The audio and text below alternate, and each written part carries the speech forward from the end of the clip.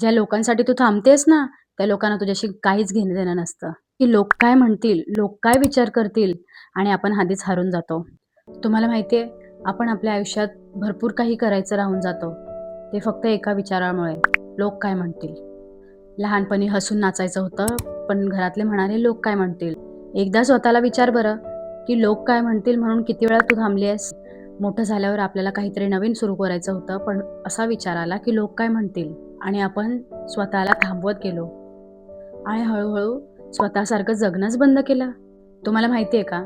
आपण लोकांपासून नाही घाबरत. आपण घाबरतो त्यांच्या ओपिनियनपासून. इमॅजिन करतो, की लोक काय म्हणतील? लोक काय विचार करतील?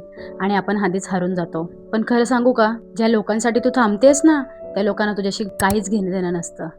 तू दुःखी असलीस ना, तर ते येणार नाही. उलट ते जज करायला येतील. एकदा स्वतःला विचार बरं, की लोक काय म्हणतील म्हणून किती वेळा तू थांबली आहेस? व्हिडिओ नाही बनवला, तो हवा होता तो ड्रेस नाही घातला, ड्रीम्स फॉलो नाही केले आणि आज तागायत त्या गोष्टी इनकम्प्लीटच राहिल्या. सगळ्यात वाईट काय माहितीये? तू एक दिवशी शांत बसलेली असणार आणि स्वतःलाच जाणवेल, की मी माझ्यासाठी काय केलंय? काहीच नाही. आणि त्यावेळी लोक कुठेच नसतील. म्हणून आजपासून एक छोटासा बदल कर. जेव्हा मनात विचार येईल, की लोक काय म्हणतील?